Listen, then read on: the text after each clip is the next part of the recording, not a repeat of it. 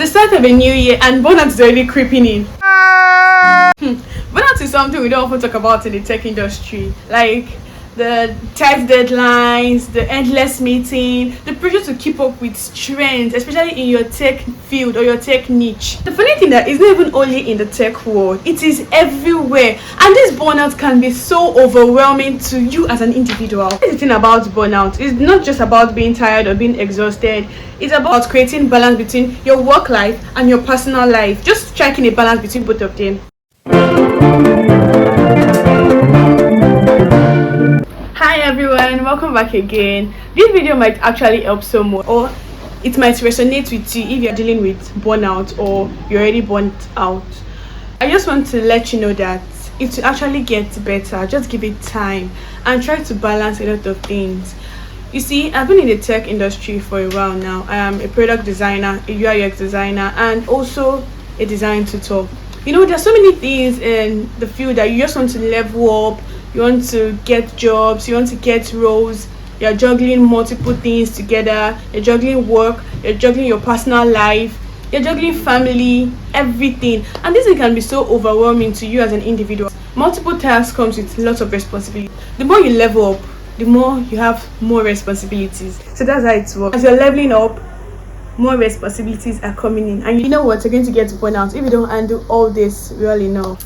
At the time, it became so stressful for me that I even felt like quitting. I felt like giving up on my job. Like, I felt confused at that moment. I didn't know what to do. There was so many back and forth. I was teaching, I was juggling between jobs and roles. I was trying to even keep up with my own life and my sanity. But everything was just too much. Everything was overwhelming. It was stressful. And I was feeling burnt out already. I'm going to share with you how to know if you're burnt out. The first one is physical exhaustion. All of a sudden you're just tired, you're feeling exhausted for no reason. You sleep even for long, but when you wake, you're so tired, you're so exhausted, like you haven't slept a bit, there are bags under your eyes. That's a sign of burnout. The second one is emotional detachment. You're feeling detached from everyone, you're feeling detached from work, you're feeling detached from even yourself. You can't think clearly because you're disconnected from everything. You're disconnected from work, you're disconnected from your team, you're disconnected from yourself, you're disconnected from family, you're disconnected from the world. That's another sign of burnout. Then the third one is reduced productivity. You find out that there's sometimes that you can do something for a long time without results. You're just there, you are trying to think, you can't figure it out, you can't focus on work. What will take you probably 1 to 2 hours to get the job done, yes, are you using 4 to 6 hours? I even spend a whole day going back and forth because you can't focus clearly, you can't think clearly. Your thinking faculty is not just functioning at that period of time. If you're experiencing any of this, I want you to know that you're not alone. I'm going to be helping you with some tips that can help you get back on track when you're dealing with burnout. The first one is work and life boundaries. You create boundaries between your work life and your personal life. Do not bring in your personal life into your work life, and do not bring in your work life into your personal life. If you are working 9 to 5, probably you're working as a corporate person, you're working 9 to 5. You can even do extra time at home, probably to finish up work you didn't finish at the office. So you can finish that work, but give yourself time to rest. Make sure at night you are sleeping, you are resting, you are doing away with everything that concerns work. Work ends there. So your sleeping time, try to sleep. And if you are working remotely, probably you like working at night, try as much as possible to sleep during the day. If you're the night owl, try to sleep during the day. Always try to make sure, if it's in the early hours of the morning, just try to get good sleep. And if you are the type that works during the day, do not work at night. Try to get enough sleep at night. Remember, your health is a priority. If your health fails, work will still move on, and your employers will get someone better, or someone even probably someone lesser than you to get the job done. And the next one is good sleeping habits. Try as much as possible to get enough sleep. Sleep well. Prioritize your sleep. If you are feeling sleepy, if you are feeling drowsy, keep what you are doing aside. If that thing is not really important and is not deadline, just set it aside and try to sleep at that moment you are feeling sleepy.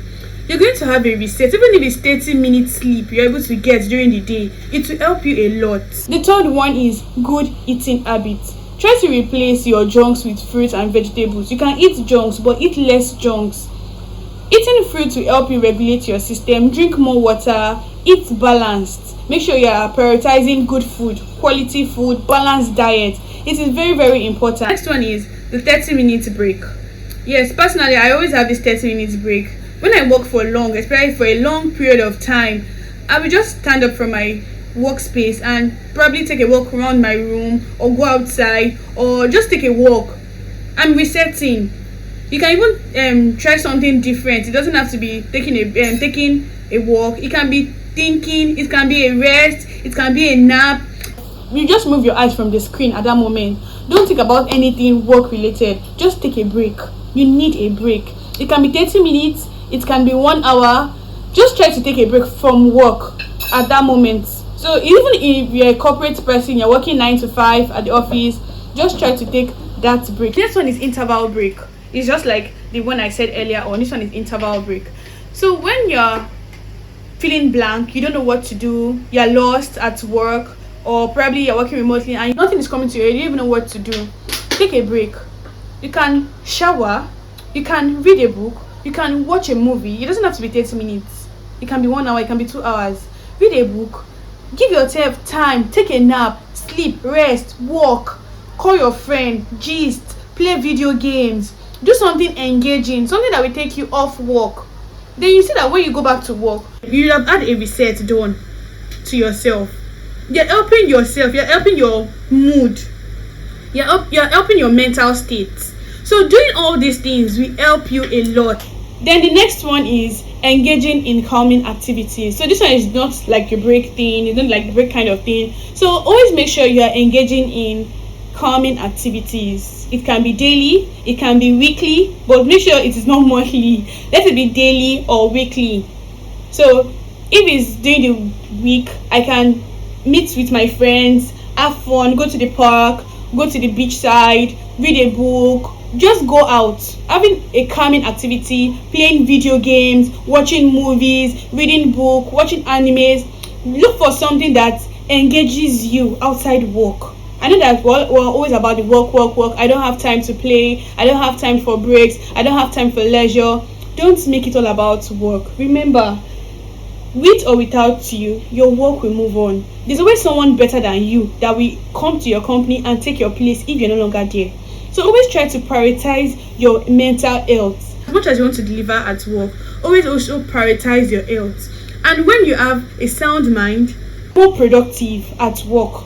Not only will you help yourself, you will also help your employers. So always try to prioritize yourself.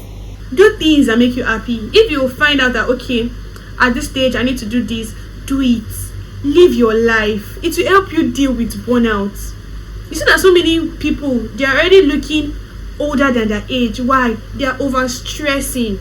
Now this year I try as much as possible to create a schedule. I'm planning myself, planning my day. Every morning I do a to-do list. So this will help me plan my day. I wouldn't get overwhelmed with work. So once I'm done with one thing, I take it. Next one I'm going to talk about is prioritizing your job lists. Always prioritize job lists. It can be in the morning, it can be the previous night. Just try as much as possible to list what you want to do and give priority to what requires priority to be given to. So if a job is more important than the other, prioritize that one first. When you're done with that, or when you're even stuck, you can move to another one. Just make sure you're prioritizing work and you're creating a to-do list. It will help you a lot because you're not getting overwhelmed with so many things. You're thinking that, oh, I want to do this, I want to do this, I want to do that. But when you have a list, you already know what to do. So with all this, I know that dealing with burnout is not really an easy task. It is a conscious effort.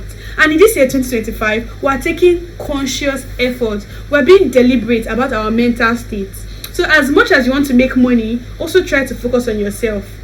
When you make money, don't use the money you have made to take care of yourself in the hospital. Use the money you are making to take care of yourself so you can look good, you can look healthy, and you can look beautiful. Thank you all for watching. Thank you for staying to this point. I hope you have been able to pick one or two from this video. I really appreciate the support, the likes, the comments, and do not take them for granted. To see you in my next video. Bye.